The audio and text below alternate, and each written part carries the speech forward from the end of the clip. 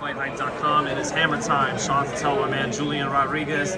Julian, man, first of all, you got the headband on. Oh yeah. What brings you down to Dallas for Fight Week, man? Multiple reasons. I'm here to support my good friend and teammate, Yordenis Ugas, as he fights Errol Spence.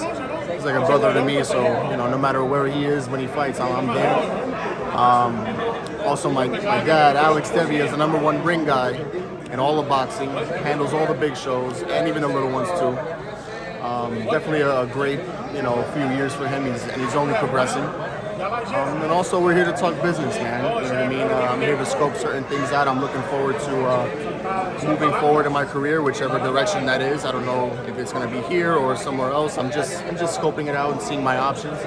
But everything looks very well for me. Everything looks great. Because obviously the promoter of the fight, PBC, they have a lot of top 140 pounders. They got Brandon Lee, who will be fighting tomorrow night. They got Gary Antoine Russell, and so there will be some good opportunities here, wouldn't there? Yeah, absolutely. Wherever I do decide to go, there's a lot of opportunity. I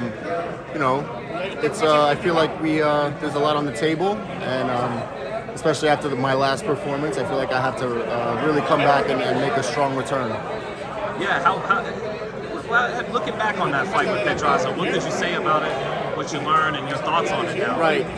Well, the camp didn't go at all the way I wanted it to go. And in retrospect, looking back, my team and I decided we should have pulled out of the fight.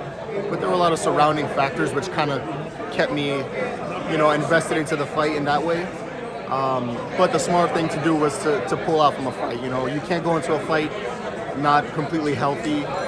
As soon as I got to camp, I had a really severe rib injury. And when you have a rib injury, it's all punching. You can't turn and twist. So I was stuck in the hotel, running on a treadmill, trying to get my conditioning up.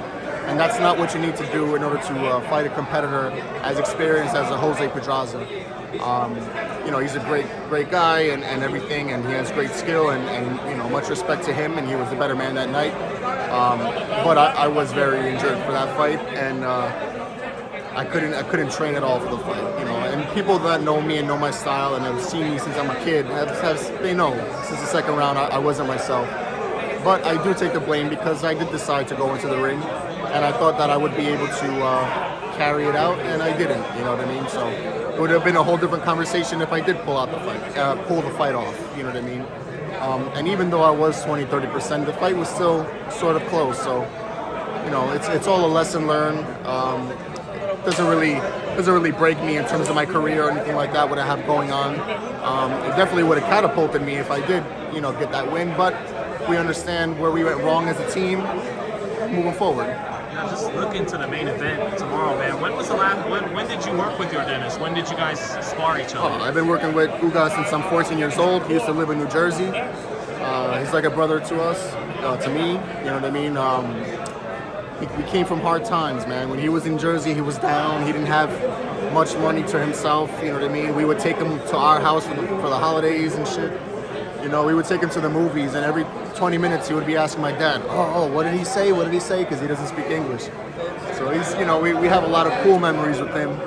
And you know what? Win, lose, or draw, we continue to support him throughout his career, That's crazy, man. So he was really struggling when he came to New Jersey. Yeah, then he quit boxing for 2 years. And remarkable story, man. This guy, he came from Cuba, man, and just that alone enabled him to be so grateful and appreciative to everything, that he was going through and everything, So, but now, every time he has a camp or vice versa, I would do my camps over there in Vegas in Salas Gym, Ismael Salas, his coach, and our mutual coach, Butch Sanchez. You know what I mean? So we have a brotherhood going on, Having shared the ring with him all those times, what's the best things about him as a fighter, Ugas? Well, there are definitely physical attributes that that benefit him. He is a big welterweight, very long, nice, very well with straight punches, as all the Cuban fighters are. Very fundamentally sound, and I think that's very important, man. His discipline is great. His faith, everything, man. It's a full package. For a fighter, when you have your physical self along with your mental and spirituality aligned together, you're pretty much unstoppable, man. You reach your full potential that way. And I think Ugas is in his prime years, even though he's, you know, what, 35 or so? Yep. That guy, man, he's the strongest he's ever been. He's the most focused he's ever been, and you know, he's really showing it off now. You know, but I think his strongest attribute, bro, has to be the experience, man. The guy's been around the world doing this for his whole life, man. You know, it's just second nature to him. And you got the Patria y Vida. That's right. It seems like that's fired him up just as much as the belts and the money, man. Absolutely, he's a very prideful guy. You know, Latinos are very prideful where they come from, and especially Cuba, man. It's a very dark story what's going on over there, and you know, he's representing for his country the best that he could, and I think he's doing a very good job. Yeah, he's trying to shine a light on like the injustices of the government. Yeah, right, so absolutely. Deeper than boxing there. Absolutely, man. He's you know, and I love Manny Pacquiao, man. I was also his sparring partner too when he was getting ready for Tim Bradley. But he, you know, he really became something else on that night, man.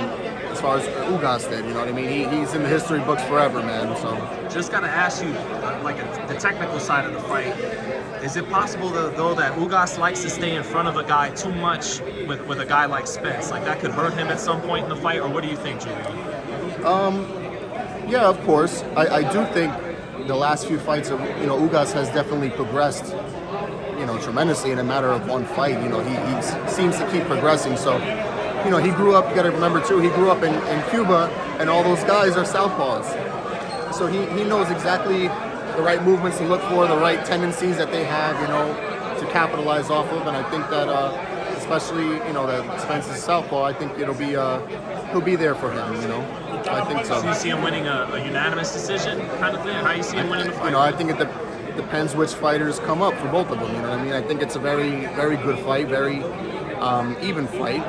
Depends how Errol is physically. Depends on how he feels now at 147, because he does look kind of, he's moving a little slow, man. But you know, that could just be the weight. You know, but Ugas, he has a lot of fire in him right now. He's very confident in himself, and I think that is a big factor in this fight. And lastly, Julian, he beat Crawford in the amateurs. Do you think that could translate to the pro? Like that gives us an insight, or that was the amateurs, this is the pros now? Yeah, I don't think that's. I mean, it might be a play. I mean, I don't know what Bud, man. Bud is mentally, he's an assassin. You know what I mean, in terms of his mental toughness and everything in his direction and discipline. So, but I don't know. I don't think it plays much of a factor nowadays. You know, it's just something to maybe poke at mentally with him. But Bud is strong in that regard. So I don't think that's going to do much. But that would be a great fight to see. Ugas is always entertaining, especially in this. Ever since he came over to the PBC and was with Louis. So I'm just excited for any Ugas fight, to be honest with you.